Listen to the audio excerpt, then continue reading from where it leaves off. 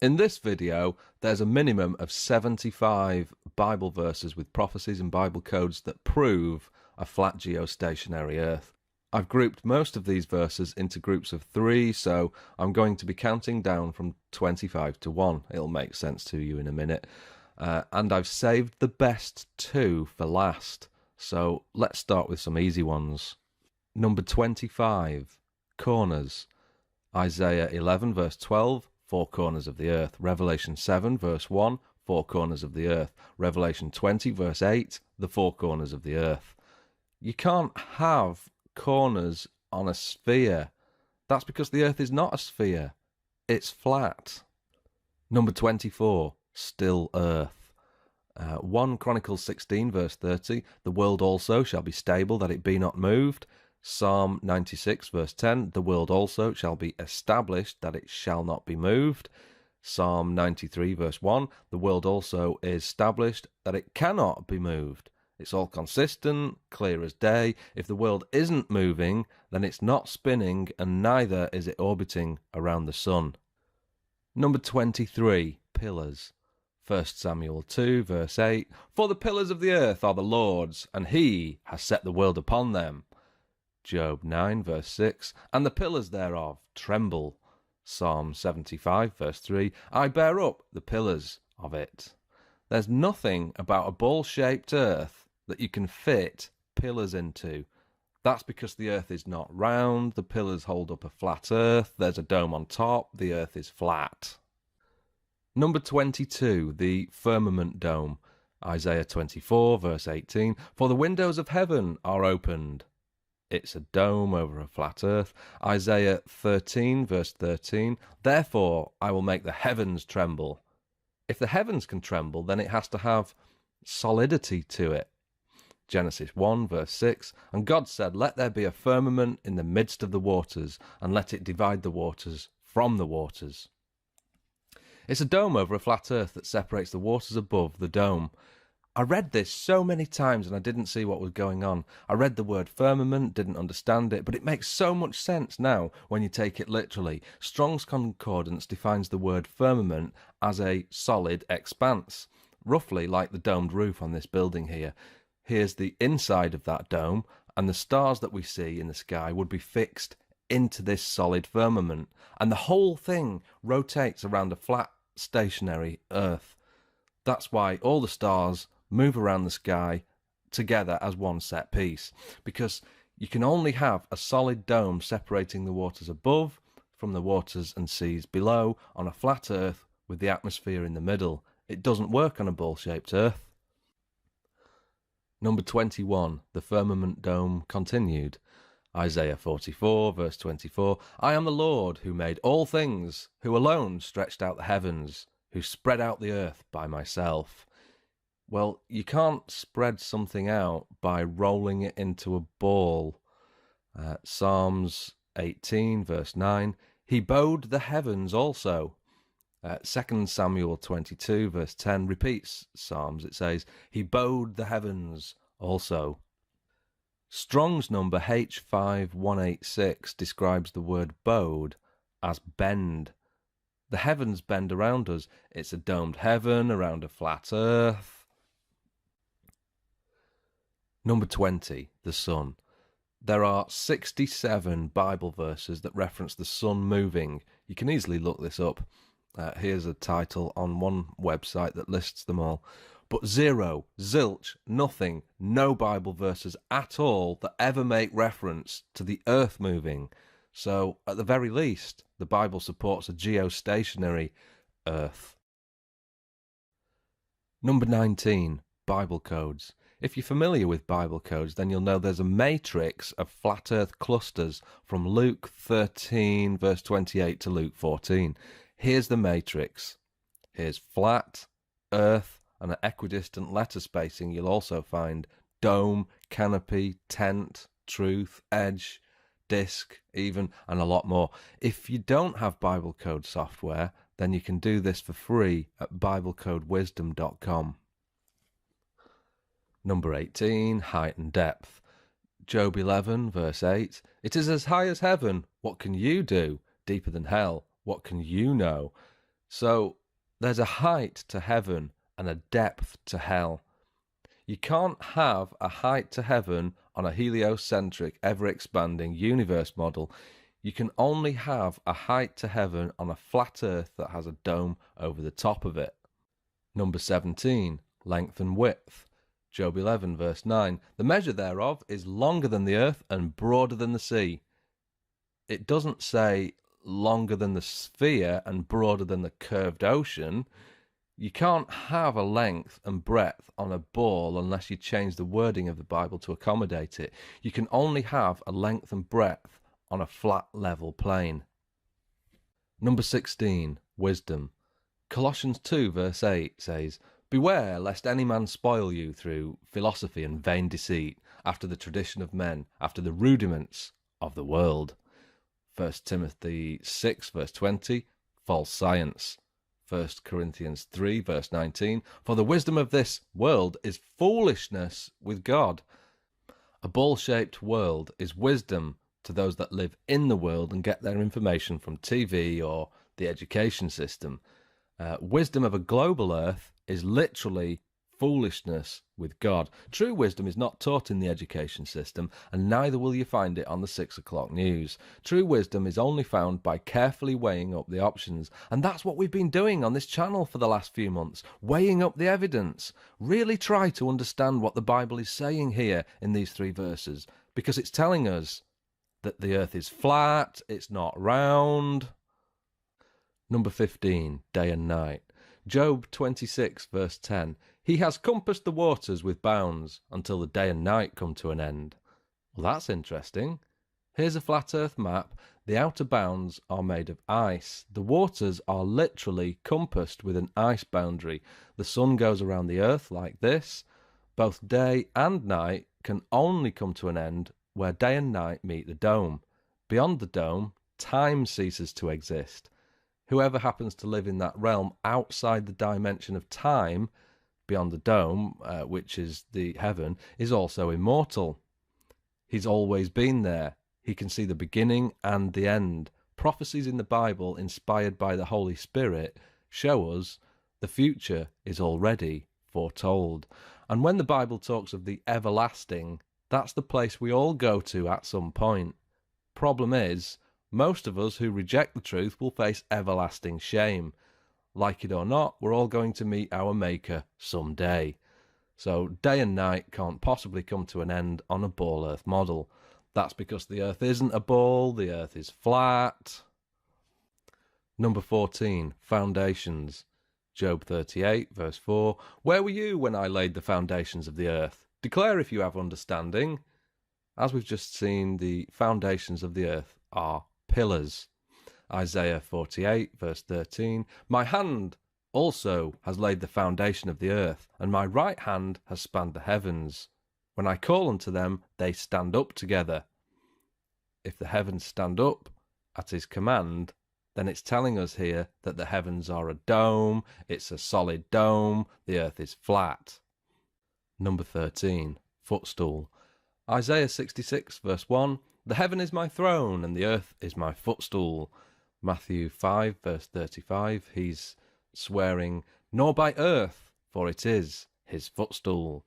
Acts 7, verse 49. Heaven is my throne, and the earth is my footstool. This is what a footstool looks like. It's got 4 pillars. Here's another one. How exactly are you mistaking this for this? What footstool spins at 1,000 miles an hour?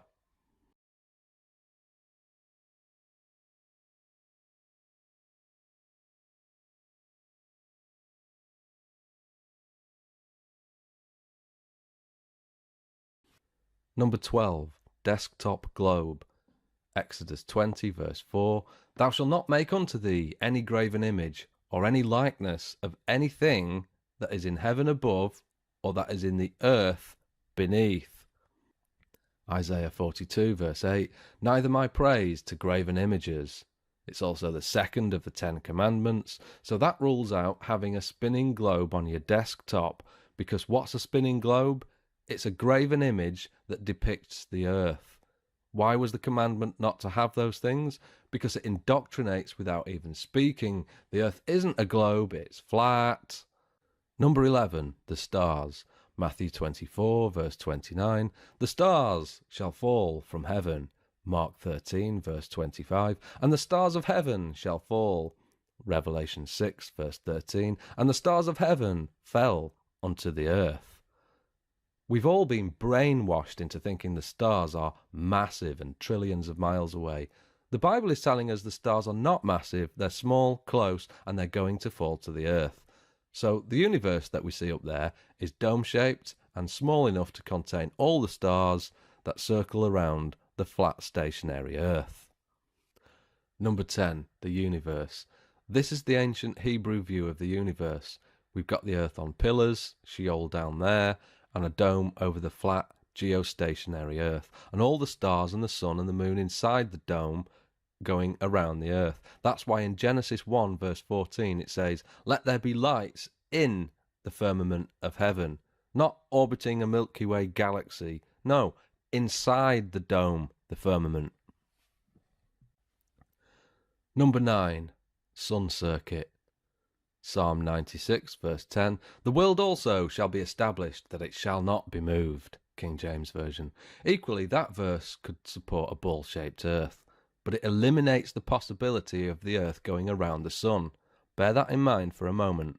Psalm 19 verse 6, talking about the sun, "His going forth is from the end of heaven, and his circuit until the ends of it, and there is nothing hid from the heat thereof." If the sun has a circuit, then the sun is not the centre of the solar system as we've been told. Critics will say, yes, but the sun is on a circuit. It circles the centre of our Milky Way galaxy. Well, if the Earth is established that it cannot be moved, but the sun goes around the Milky Way, then the sun would fly off away from the Earth and we'd never see the sun again. So when the Bible talks of the sun having a circuit, it's talking about the sun circuiting around a flat earth. Number 8, circle of the earth. So those who loosely read the Bible point to Isaiah 40 verse 22, which says, "It is he that sitteth upon the circle of the earth." And they use that verse to support a round earth. But there is a difference between a sphere and a circle. Isaiah knew the difference between a ball and a circle because he describes a ball in Isaiah 22 verse 18. So why did Isaiah not use the same word for ball when describing the earth in chapter 40? That's because the earth is not a ball, it's a flat disc shape with a dome on top and pillars underneath. Number 7, grasshoppers. Psalm 33 verse 14, "From the place of his habitation he looks upon the inhabitants of the earth." You can't do that on a 13.8 billion light year across universe. It's a dome. Isaiah 40 verse 22, "It is he that sits above the circle of the earth, and its inhabitants are like grasshoppers." If you're outside the expanding heliocentric universe, then we wouldn't resemble grasshoppers. The entire galaxy would resemble a speck. It's a dome over a flat earth. Number 6, deception. Matthew 24, verse 24, "If it were possible, they shall deceive the very elect." 2 Thessalonians 2, verse 3, "Let no man deceive you by any means." Ephesians 5, verse 6, "Let no man deceive you with vain words." So, if you are deceived about the ball-shaped earth, thinking a sphere is the truth, then you've got no chance of ever being able to understand the Bible. You're self-barred from all knowledge. If you take the view that the flat earth is a distraction, then what exactly is it distracting you from? What, celebrity gossip? Or if you believe it doesn't matter if the earth is round or flat, then you're a self-confessed idiot, because it absolutely does matter if the earth is flat or round. You'll never be able to understand the Bible at all if you think the flat, round earth is a distraction or doesn't matter. Number 5, tent. If we go back to Isaiah 40 verse 22 and expand on it, if you remember, it says, "It is he that sitteth upon the circle of the earth, and the inhabitants thereof are as grasshoppers, that stretcheth out the heavens as a curtain, and spreads them out as a tent to dwell in." Here's a picture of my tent. I went camping in it a month ago. How exactly are you confusing a tent, a dome-like structure, for an expanding universe 13.8 billion light years across? They don't match up. Again, this verse gives credence to the fact that it's a flat earth with a dome-like structure above. Number 4, ends of the earth. Job 37, verse 3, and his lightning unto the ends of the earth. Daniel 4, verse 11, and the sight thereof to the end of all the earth. Proverbs 30, verse 4, who hath established all the ends of the earth? What is his name? And what is his son's name, if you can tell? Wow. Wow. Proverbs is Old Testament, and what a prophecy that is. Not only is it predicting Jesus, the Son of God, but also the ends of a flat, level earth. There's no end on a ball-shaped earth. It goes around continuously. You can only come to an end on a flat, level plane. Number 3, lies. Jeremiah 16, verse 19, the Gentiles shall come unto thee from the ends of the earth, and shall say, surely our fathers have inherited lies, vanity, and things wherein there is no profit. This is a future prophecy following a monstrous destruction of people who believed lies. But it could just as easily apply now, today. Here we are today showing evidence of the ends of the earth, telling people the earth is flat, and the generation who lived from the 1930s until now got lied to. The generation above us inherited lies, and those who stand for nothing will believe anything. There's no end to the earth on a ball. That's because it's not a ball, it's flat. Number 2, the 4 winds. The Bible is consistent all the way through, from Old to New Testament, that there's 4 winds. For example, Jeremiah 49, verse 36, 4 winds. Daniel 7, verse 2, 4 winds. Matthew 24, verse 31, 4 winds. Revelation 7, verse 1, 4 winds. If you've got understanding, you'll know there's a jet stream that connects North America with Europe. Commercial aircraft try to fly in the jet stream to conserve fuel. Do some diligent research and you'll find there's 4 jet streams, 2 in the north and 2 in the southern hemisphere. So how did the guys who penned the Bible know about these 4 jet streams when they were only discovered in the 1920s, when planes could finally fly high enough to discover them? So we have a dome-shaped earth that requires cross-ventilation. Okay, so here's an example of cross-ventilation. Here's my boiler in there, and you've got to have 2 ventilations, one at the top and one at the bottom. It's not sufficient to just have one, because that wouldn't circulate the air through. You've got to have 2 for sufficient ventilation. If you want to properly ventilate your roof to prevent dry rot or wet rot, you'll need a minimum of 2 vents, one here and one here. But if you want to ventilate the entire earth, then you'll need inlets of air and outlets. That's why in Revelation 7 verse 1 it says, I saw 4 angels standing at the 4 corners of the earth, holding back the 4 winds of the earth, so that no wind would blow on the earth or on the sea or on any tree. And the picture you see on screen is a graphical representation of the 4 angels on the 4 corners of the earth.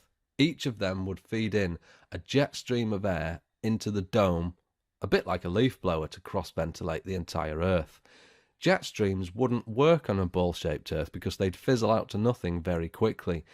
The only way I can visualize a jet stream working is to feed that jet stream somehow into the system by an inlet.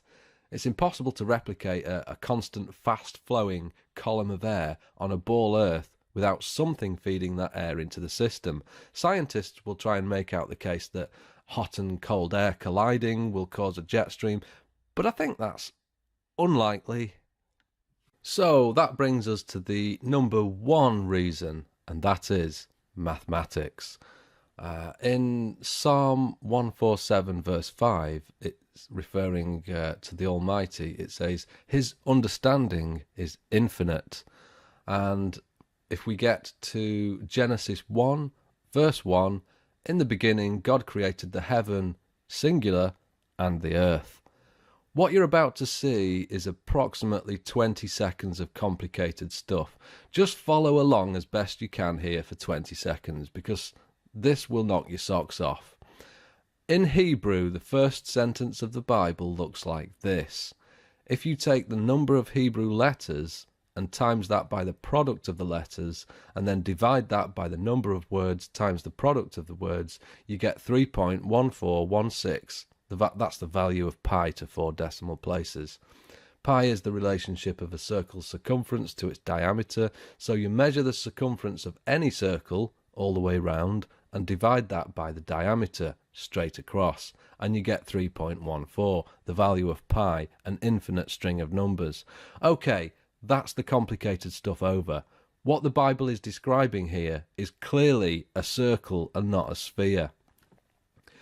And only a flat geostationary circular Earth fits that description. And if that failed to knock your socks off, then you've not been paying attention. Because what we've got here is the Bible describing the creation of the Earth in words, and behind those words we've got a mathematical formula that not only verifies the authenticity of the text, a fingerprint of God if you will, but it describes the very shape of the Earth, circular,